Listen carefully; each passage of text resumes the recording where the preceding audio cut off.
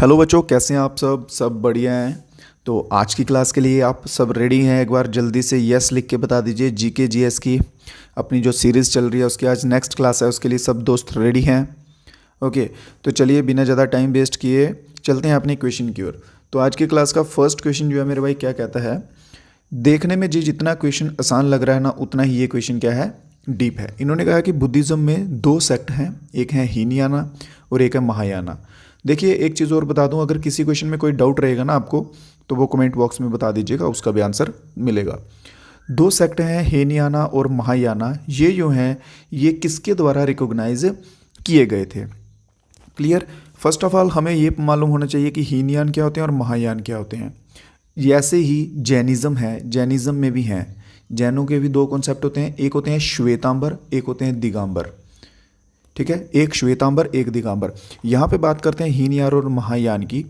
हीनयान जो हैं ये वो लोग हैं जो बुद्धा ने जैसे बोला था कि मेरी मूर्ति पूजा मत कीजिएगा, मेरे को ज़्यादा मतलब ऐसे शो बोलते हैं ना जिसे, वैसा मत कीजिएगा, मेरे को सिंपली अपने मन में याद कीजिएगा, मेरे को एज इट इज़ वैसा ही कीजिए, ऐसा भगवान मत बना दीजिएगा।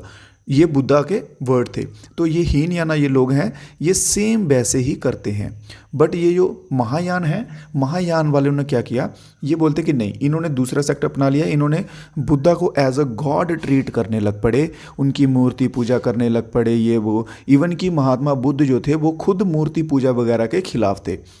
बट महायान वाले जो हैं ये अपोजिट हो गए, इन्होंने मूर्ति पूजा वगैरह करना शुरू कर दी। तो ये जो सेक्ट है ये महायान है। क्लियर। तो इस क्वेश्चन में इन्होंने पूछा कि हीनयान और महायान जो हैं ये किस में रिकॉग्नाइज हुए थे, थर्ड बुद्धिस्ट काउंसिल में, फोर्थ में, या फिर अशोका के द्वारा या नागार्जुन के द्वारा।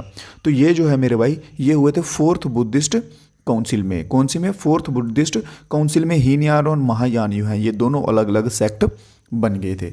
चलिए इसके सिवाय जैनिज्म का देख लेते हैं। एक आते हैं श्वेतांबर, एक आते हैं दिगंबर। जैनिज्म में आपने एक बात सुनी होगी कि जैन जो होते हैं वो न्यूड रहते हैं, जो होते हैं न्यूड रहते हैं ना, जो वो होते हैं श्वेतांबर। श्वेतांबर वाले क्या करते हैं, ये न्यूड रहते हैं, विदाउट क्लोथ रहते हैं। श्वेतांबर विदाउट क्लोथ रहते हैं, ये कहते हैं जो श्वेत अंबर है, ऊपर हमारा आसमान है, वही हमारे वस्त्र हैं। और दिगंबर जो हैं ये विद क्लोथ्स रहते हैं, ये क्लोथ्स डाल के रखते हैं। क्लियर है इतना सा पॉइंट? चलिए अब आगे और देख लेते हैं इसका कि काउंसिल्स जो हैं बुद्धिज़्म की वो कितनी हुई थी, टोटल हुई हैं कितनी काउंसिल्स मेरे भाई? टोटल हुई हैं 4 काउंसिल्स। एक मिनट, टोटल कितनी काउंसिल्स हुई हैं? टोटल हुई हैं 4। तो सबसे पहली काउंसिल की बात करते हैं, ये मोस्ट इंपॉर्टेंट चीज़ है, ठीक है, इसको हल्के में मत लेना। सबसे पहली काउंसिल की बात करते हैं, वो हुई थी 483 BC में हुई थी। बात की जाए किंग कौन था, तो किंग था हमारा अजातशत्रु। अजातशत्रु जो है ये किंग थे उस टाइम के। क्लियर। और बात की जाए जगह कौन सी थी, तो जगह थी राजगीर। कौन सी जगह थी? राजगीर। टाइम पीरियड भी आ गया, ये आ गया हमारा टाइम पीरियड। टाइम, एक मिनट, सॉरी, ये आ गई पहली। और दूसरी जो है, दूसरी हुई थी 383 BC में। 383 BC में किसके द्वारा? काल अशोका के द्वारा की गई थी। और ये कहाँ की गई थी? वैशाली में की गई थी। वैशाली में जो है दूसरी की गई थी। फिर आती है इसके सिवा तीसरी इंपॉर्टेंट आती है। तो तीसरी कब हुई थी? तीसरी हुई थी 250 में, 250 BC में। 250 BC में हुई थी, तीसरी हुई थी। तो इस टाइम पे किंग कौन थे? इस टाइम पे किंग थे अशोका। अशोका जो है वो किंग थे। और लोकेशन की बात की जाए तो लोकेशन थी पाटलिपुत्र। पाटलिपुत्र जो है वो लोकेशन थी। और फोर्थ जो काउंसिल हुई है सबसे लास्ट वाली, वो ही हुई है 72 AD में। ठीक है, ये AD में हुई है, ये BC में नहीं हुई है। क्लियर, इतना सा ध्यान रखिएगा। बाकी तीनों जो है ये BC में है और ये फोर्थ वाली AD में हुई है। ये हुई है किसके द्वारा? कनिष्क के द्वारा। कनिष्क के द्वारा कहाँ पे? कश्मीर में। कश्मीर में हुई है ये काउंसिल्स। क्लियर है सभी दोस्तों को? बुद्धिज़्म के रिलेटेड इन्हीं में से क्वेश्चंस बनेंगे और ये सारा का सारा जो बुद्धिज़्म है आपको क्लियर कर दिया 3-4 मिनट में। अब बढ़ते हैं अपने नेक्स्ट क्वेश्चन की ओर। नेक्स्ट क्वेश्चन है, which of the following is a capital good industry? इनमें से कौन सी जो है वो एक कैपिटल गुड इंडस्ट्री? ये क्वेश्चन करवा चुका हूँ, ये आपकी रिवीजन के लिए है। ठीक है, इसका आंसर आप सभी बच्चे जो हैं वो कमेंट बॉक्स में दीजिए। कमेंट बॉक्स में आंसर इसका आप सभी बच्चे देंगे। नेक्स्ट क्वेश्चन की तरफ चलते हैं। What is the India rank in climate change performance index? India की, भारत की क्लाइमेट चेंज परफॉर्मेंस इंडेक्स में जो है वो कितनी रैंक है 2023 में? 2023 में, क्योंकि अभी वाला जो है वो रिलीज़ नहीं हुआ है, तो 2023 का पूछ सकते हैं। तो 2023 में इंडिया की क्लाइमेट चेंज परफॉर्मेंस जो है वो कितने नंबर है? तो ये इंडिया जो है हमारा, ये आ जाएगा कितने नंबर? 7th नंबर पे जो है इंडिया आ जाएगा। यहाँ पे क्लाइमेट जो चेंज हो रहा है, मतलब आप कह सकते हैं इतना ज़्यादा नहीं हो रहा है, फिर भी हो रहा है, इफेक्ट जो है वो पड़ रहा है इंडिया के क्लाइमेट पर भी। क्लियर? तो चलते हैं अपने नेक्स्ट क्वेश्चन में। नेक्स्ट क्वेश्चन क्या कहते हैं? यहाँ ये देखिए क्वेश्चन भाई, इंपॉर्टेंट क्वेश्चन बनेगा। क्वेश्चन है कि Netaji Subhash national institute of sports जो है वो कौन से शहर में लोकेटेड है भारत के? Netaji Subhash national institute of sports जो है वो भारत के किस शहर में लोकेटेड है? क्लियर? तो ये कहाँ लोकेटेड होगा मेरे भाई? ये है पटियाला में। पटियाला कहाँ है? पंजाब में। देखिए कुछ बच्चे बोलते हैं कि सर ये लेवल ऊपर है क्वेश्चंस का जो आप करवा रहे हैं, कुछ बोलते हैं नीचे है। मैं आपको एक चीज़ जो है वो आपको क्लियर कर देना चाहता हूँ। देखिए लेवल कैसे ऊपर नीचे होता है, यही क्वेश्चन है ना, यही सिंपल एक क्वेश्चन है। अब अगर एग्जामिनर को इस क्वेश्चन को ईजी करना होगा ना, मान लीजिए आर्मी ट्रेड्समैन वालों के लिए ये क्वेश्चन डालना है, तो वो एग्जामिनर कैसे डालेगा कि बताइए भाई कौन सी स्टेट में है, स्टेट में लिख देगा। तो स्टेट पंजाब है, पंजाब ऑलमोस्ट बच्चों को याद रहेगा। फिर वो अगर उसको थोड़ा और टफ करना होगा तो पूछ लेगा भाई कौन से जो है डिस्ट्रिक्ट में है, डिस्ट्रिक्ट आ गया। फिर उसको और टफ करना होगा तो पूछ लेगा भाई कब बना था, तो 1961 में बना था। ठीक है, इस तरह से जो है एग्जामिनर जो है क्वेश्चन का लेवल जो है अप करता है। क्वेश्चंस चेंज नहीं होते हैं, क्वेश्चंस वही रहते हैं, चीज़ें सेम वही रहती हैं, बस चेंज होता है। तो मेरे भाई क्या चेंज होता है? सिर्फ और सिर्फ उसका डेप्थ में पूछ लेता है। ठीक है, सिर्फ और सिर्फ वो गहराई में पूछता है कि भाई इसका ये बताइए, ये बताइए। छोटी छोटी चीज़ों में उसको तोड़ने लग पड़ता है, जिसकी वजह से हम कहते हैं क्वेश्चन जो है वो डिफिकल्ट हो गया। क्लियर है? यहाँ तक हो गया आप सभी का। इस्टेब्लिश कब हुआ था? इस्टेब्लिश हुआ था 1961 में। पटियाला में है। पटियाला कहाँ है? पंजाब में है। इसके सिवा इसके ऊपर एक और क्वेश्चन बनता है कि भाई एशिया का लार्जेस्ट जो है, ठीक है, एशिया का स्पोर्ट्स इंस्टीट्यूट है, एशिया लार्जेस्ट स्पोर्ट्स इंस्टीट्यूट, ये क्वेश्चन भी बन जाएगा। ये क्योंकि ये एशिया लेवल पे है, चाइना वाइना उन सभी से आगे है। ठीक है, चाइना से दूसरा तीसरा जितने शहर हैं उन सभी से जो है सबसे बड़ा स्पोर्ट्स इंस्टीट्यूट जो है। तो ये याद रखिएगा, ये इंपॉर्टेंट हो जाएगा। सभी दोस्त एक बार कमेंट करके बता दीजिए कि क्लास जो है वो कैसी लग रही है, मज़ा आ रहा है कि नहीं आ रहा है, और साथ साथ में लाइक और सब्सक्राइब करते हुए चलेंगे।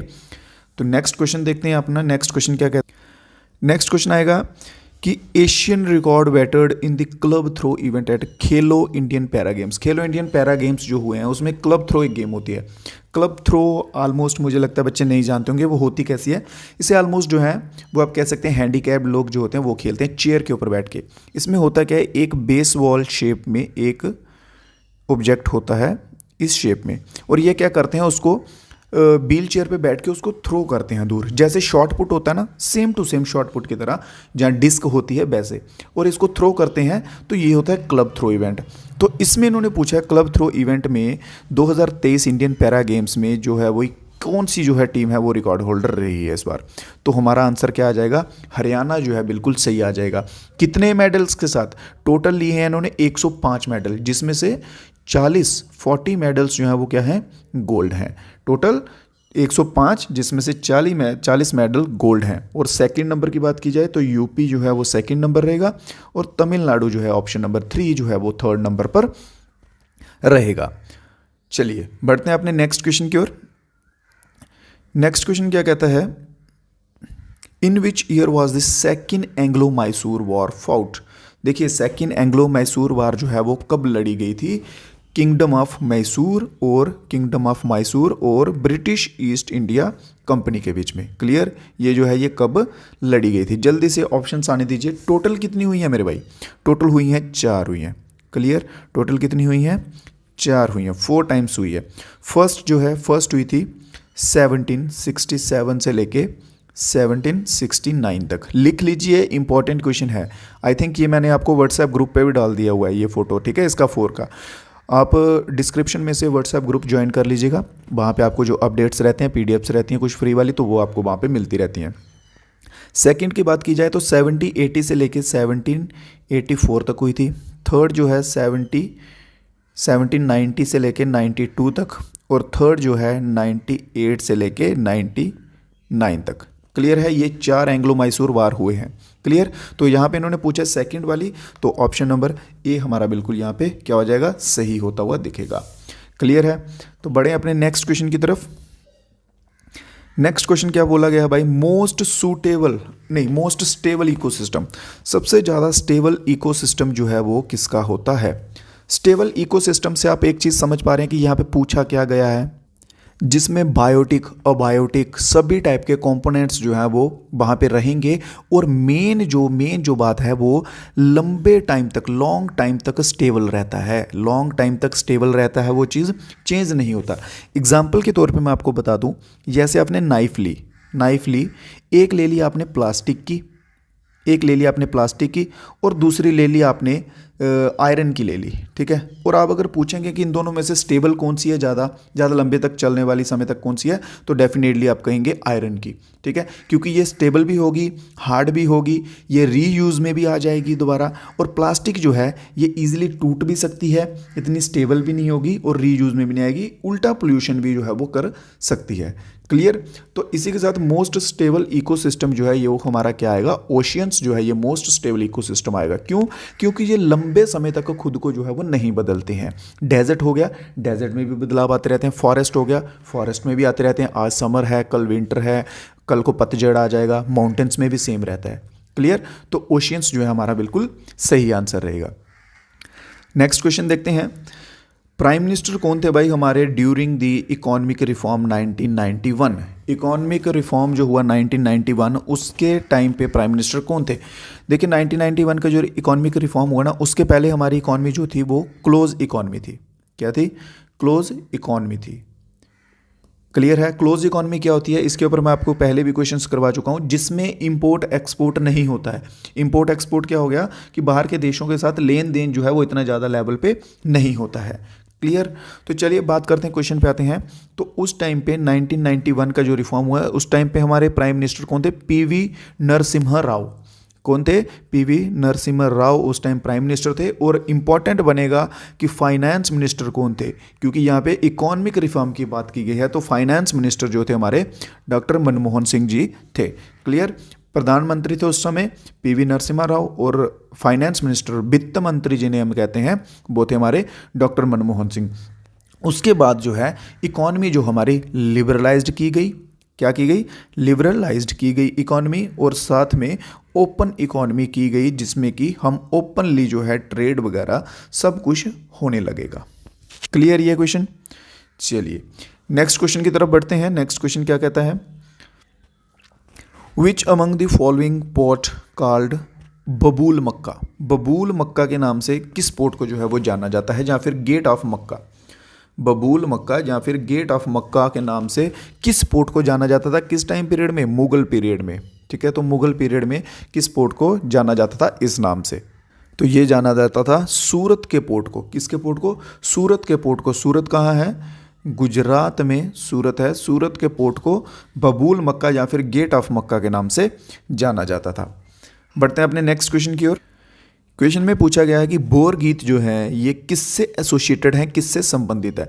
बोर गीत किस भारतीय शास्त्रीय नृत्य शैली से संबंधित है। Indian classic dance form, total कितने हैं इंडियन क्लासिक डांस फॉर्म, 8 हैं भाई। क्लियर, 8 हैं, वो आप सभी को पढ़ा चुका हूँ, वो बार बार वो रिपीट नहीं होंगे। तो यहाँ पे बोर गीत की बात की गई है, तो बोर गीत जो है वो किससे संबंधित है, तो बोर गीत आ जाएगा सत्रिया से संबंधित। तो सत्रिया कहाँ का है, सत्रिया आएगा असम का, और ये सबसे लेटेस्ट डांस फॉर्म भी है। कहाँ का है, असम का है, और सबसे लेटेस्ट डांस फॉर्म है। बढ़ते हैं अपने नेक्स्ट क्वेश्चन की ओर। नेक्स्ट क्वेश्चन है, which of the following player is associated with para power lifting. Power lifting से संबंधित इनमें से कौन सा प्लेयर जो है, पैरा पावर लिफ्टिंग से संबंधित कौन सा प्लेयर है। चलिए जल्दी से सभी दोस्त आंसर आने दीजिए। तो सबसे पहले देख लेते हैं बवीना पटेल की। तो बवीना पटेल जो है ये किससे संबंधित है, ये व्हील चेयर टेबल टेनिस जो होता है मेरे भाई, व्हील चेयर टेबल टेनिस, ये उससे संबंधित है। क्लियर, ये उससे संबंधित है। और ये जो है सुधीर, हमारे ऑप्शन नंबर सी ये होगा बिल्कुल सही आंसर। पावर लिफ्टिंग से एसोसिएटेड कौन है, Sudhir, option number C. Para power lifting में काउंट होते हैं। नेक्स्ट क्वेश्चन देखते हैं अपना। नेक्स्ट क्वेश्चन आज का क्या कहता है, भारतीय संविधान का कौन सा अनुच्छेद राज्यपाल क्या होता है, गवर्नर, कौन सा, कहाँ गया भाई गवर्नर हमारा, ये रहा। भारतीय संविधान का कौन सा अनुच्छेद राज्यपाल के पद की अवधि से संबंधित होता है, टर्म ऑफ ऑफिस से संबंधित जो है वो कौन सा आर्टिकल होता है, गवर्नर की बात की जाए तो कहाँ से कहाँ तक आर्टिकल आते हैं, 152 से लेके 162 तक जो है ये आर्टिकल्स किसके रिलेटेड होते हैं, गवर्नर के रिलेटेड होते हैं। तो यहाँ पे इन्होंने यही पूछा हुआ है कि बताइए भाई कि कौन सा इसकी टर्म के रिलेटेड है।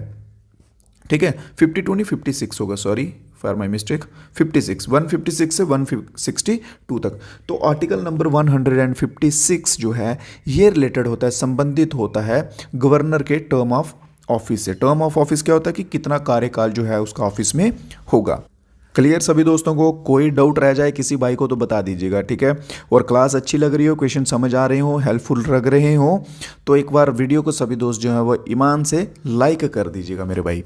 तो बढ़ते हैं अपने नेक्स्ट क्वेश्चन की ओर। नेक्स्ट क्वेश्चन क्या कहता है हमारा, पद्म भूषण अवार्ड है भाई यहाँ पे मेंशन एक और legendary Bharatanatyam exponent, theosophist and founder of Kalakshetra dance. Kalakshetra dance से आप पहचान सकते हैं क्योंकि ये मैं इस पे करवा चुका हूँ। कलाक्षेत्रा डांस जो स्कूल है इसके फाउंडर कौन है, तो इसके फाउंडर थे रुक्मणी देवी, ठीक है, रुक्मणी देवी। अगर आपको ये नहीं भी पता कि भाई पद्म भूषण अवार्ड किन्हें मिला था, भारतनाट्यम के एक्सपोनेंट थे, थियोफिस्ट थे, ये सब नहीं पता था, अगर आपको सिंपल इतना सा पता होता कि कलाक्षेत्रा के डांस स्कूल के फाउंडर हैं, तो रुक्मणी देवी अरुणदल्ले जो है बिल्कुल हमारा सही आंसर हो जाएगा। क्या, रुक्मणी देवी अरुणदल्ले।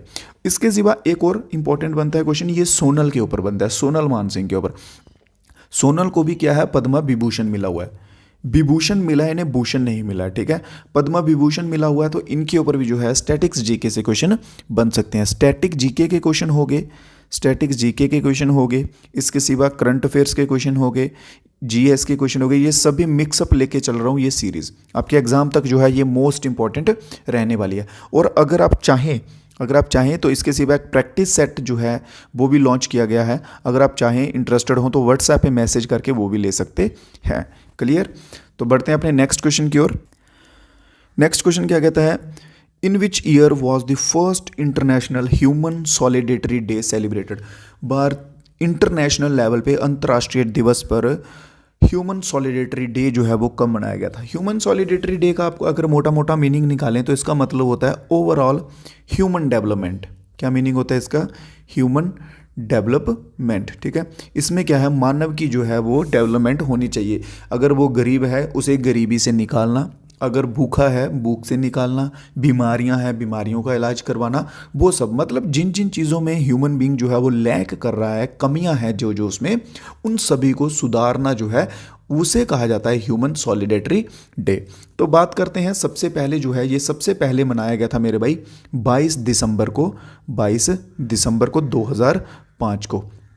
क्लियर। सबसे पहला जो है वो 22 दिसंबर को मनाया गया था।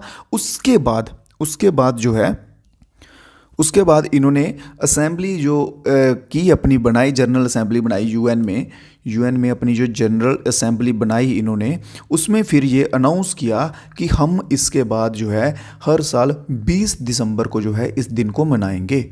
20 दिसंबर, हर साल 20 दिसंबर को ये दिन ह्यूमन सॉलिडेटरी डे जो है ये हम मनाया करेंगे। क्लियर। सबसे पहले जो असेंबली बनाई थी वो कब बनाई थी इसकी, 22 दिसंबर को 2005 को। तो ऑप्शन नंबर सी हमारा यहाँ पे बिल्कुल सही रहेगा। और अभी जो है रेगुलरली कब बनता है, 20 दिसंबर हर वर्ष में। क्लियर दोस्तों। तो सभी दोस्त एक बार लाइक कर दीजिएगा वीडियो को, अच्छी लग रही हो तो, क्वेश्चन समझ आ रहे हैं तो सभी दोस्त एक बार लाइक करते हुए आगे बढ़ेंगे।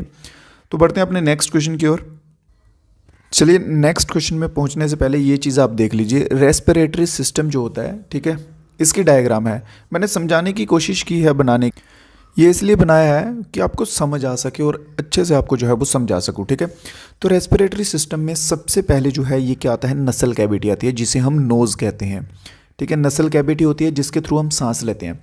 फिर आता है पेरिनिक्स, फिर उसके बाद थर्ड नंबर पे आता है लैरिनिक्स, फिर फोर्थ नंबर पे ये जो पाइप होती है इसे हम कहते हैं ट्रैकिया, ये फोर्थ नंबर पे आता है। फिफ्थ नंबर पे जो है ये जो आगे गुच्छे जैसे बनते हैं जहाँ से पाइपें जो हैं वो डिवाइड होती हैं, ठीक है, लंग्स में जाने वाली, तो उन्हें हम कहते हैं ब्रोंची। और उसके बाद जो है जो ब्रोंकलीज होती हैं कौन सी, जो आगे जो है यहाँ पे आके गांठे टाइप बनती हैं जिससे आगे ये स्प्रेड हो जाते हैं। फिर जो आगे स्प्रेड हुआ हुआ पोर्शन होता है उसे हम कहते हैं एलोविली, और लास्ट में सबसे नीचे जो ये पोर्शन बचता है, ठीक है, इसे हम कहते हैं डायाफ्राम। क्लियर है? ये आपको इसलिए बना के दिखाया ताकि आपको ईजिली जो है समझ आ जाए, नहीं तो ऐसे आपको नाम जो है याद करने में प्रॉब्लम आ सकती थी। सबसे पहले नसल कैविटी, फिर पेरेनिक्स, फिर लायनिक्स, फिर ट्रैकिया उसके बाद, फिर उसके बाद ब्रोंकी, फिर ब्रोंकलीज, फिर एलोविली। ठीक है, क्लियर है? तो बढ़ते हैं अभी अपने क्वेश्चन की तरफ। तो ये रहा अभी हमारा क्वेश्चन। तो अभी सभी दोस्त जो हैं इसका आंसर बिल्कुल सही देंगे। तो उन्होंने बोला है कि करेक्ट सीक्वेंस में बताइए रेस्पिरेटरी सिस्टम ऑर्गन्स जो होते हैं ह्यूमन बॉडी में। जल्दी से अभी इसका आंसर आप सभी दोस्त जो हैं वो कमेंट में कर दीजिए, क्योंकि इसका आंसर आपको मैं पीछे ही बता चुका हूँ। क्लियर है? जो चीज़ बता चुका हूँ उसका आंसर अभी आप खुद करेंगे मेरे भाई। क्लियर? बताइए जल्दी से कि किस सीक्वेंस में होते हैं, सबसे पहले कौन सा होता है, फिर उसके बाद क्या आता है, फिर उसके बाद और फिर उसके बाद। क्लियर? ये आंसर जो है वो आप दोस्तों का होमवर्क रहेगा। तब तक हम बढ़ते हैं नेक्स्ट क्वेश्चन के ऊपर। Goods and service tax allowed India to become. Goods and service tax जो है वो इंडिया में आया था ताकि, किस लिए, क्या मकसद था उसका? इसके ऊपर बहुत से क्वेश्चन बन सकते हैं। फर्स्ट ऑफ ऑल हम बात करेंगे इसकी स्लैब्स की। इसमें कितनी स्लैब्स होती हैं भाई? 4 स्लैब्स होती हैं। पहली 5%, दूसरी 12%, क्लियर, तीसरी जो है स्लैब्स वो होती है 18% की, और लास्ट फोर्थ स्लैब्स जो है वो होती है कितनी? 28% की। क्लियर? इसके सिवा ये आया कब था? ये आया कब था? ठीक है, इसका जो एक्ट बना था, अमेंडमेंट एक्ट बना था, ये 2016 में ही बन चुका था। बट ये बोलते हैं ना ऐसे वर्किंग में आना, तो वर्किंग में आया था 1 जुलाई 2017 को। कब आया था? 1 जुलाई 2017 को। और कौन से नंबर की अमेंडमेंट का बिल बना था? तो 122 नंबर अमेंडमेंट बिल जो है ये बना हुआ था। तो एक्ट में कौन सी अमेंडमेंट थी? तो 101 नंबर की अमेंडमेंट थी जब इसको एक्ट बनाया गया था 2016 में। और बिल के तौर पे राज्यसभा और लोकसभा से जब पास करवाया गया तो 1 जुलाई 2017 को फाइनली जो है ये पावर में आ चुका था। इसका मोटो क्या था? जो मेन बात आती है, मोटो क्या था? इसका मोटो था 1 नेशन 1 टैक्स 1 मार्केट। ठीक है, 1 नेशन 1 टैक्स और 1 मार्केट, मतलब एक नेशन होगा, एक टैक्स होगा और एक मार्केट होगी सारी। क्लियर है? तो अभी आपको आंसर भी जो है मैं बीच में बता चुका हूं। तो इसका क्या मोटो था? ईस्ट और वेस्ट मार्केट बनाना, कॉमन मार्केट बनाना, या फिर एक सेपरेट मार्केट बनाना, या फिर ऊपर में किसी ऑप्शन में से एक से ज़्यादा है। तो इसका मोटो था कॉमन मार्केट बनाना, जो कि हमारा ऑप्शन नंबर बी बिल्कुल सही हो जाएगा। जीएसटी का मेन मोटो क्या था? कि एक कॉमन मार्केट होनी चाहिए। तो बढ़ते हैं अपने नेक्स्ट क्वेश्चन की ओर। क्वेश्चन में क्या बोला गया है? जब मैग्नीशियम ऑक्सीजन की उपस्थिति में जलता है तो रंग कौन सा होता है भाई? उसका जलने का रंग जो है वो कौन सा निकलता है? फ्लेम का रंग कौन सा निकलता है? मैग्नीशियम जब हवा में हम जलाएंगे, हवा में ऑक्सीजन होगा, तो वो कौन सा रंग प्रोड्यूस करेगा? वो वाइट या फिर एक कहते हैं आप इससे भी ज़्यादा तेज़ वाइट जो होता है ना, वैसा कलर जो है वो ज़्यादा प्रोड्यूस होता है मैग्नीशियम से। नेक्स्ट क्वेश्चन देखते हैं अपना। नेक्स्ट क्वेश्चन क्या है? What is the modern day name of area where the Colosseum stands? Colosseum stand एक जगह है। क्या है मेरे भाई? कोलेजियम स्टैंड एक जगह है जो कि कहाँ पे है? रोम, इटली में। रोम कहाँ का है? इटली में। इटली का एक शहर है रोम, वहाँ पे है। ये एक बिल्डिंग टाइप है यार, ऐसे सर्कुलर टाइप। आपने मूवीज़ वगैरह में बहुत बार देखी होगी, ऐसे बिल्डिंग है, एक साइड से ऊपर है, एक साइड से नीचे है। ठीक है, ऐसे ऐसे डब्बे डब्बे जैसे बने हुए हैं। तो ये एक टूरिस्ट स्पॉट है वहाँ का। तो इन्होंने ये कहा है कि वो जो एरिया है जहाँ पे जो कोलेजियम स्टैंड है उसका अभी जो है करंटली नाम क्या है, वो उसका मॉडर्न डे नेम क्या है उस एरिया का। एरिया का पूछ रहे हैं भाई, नाम क्या है?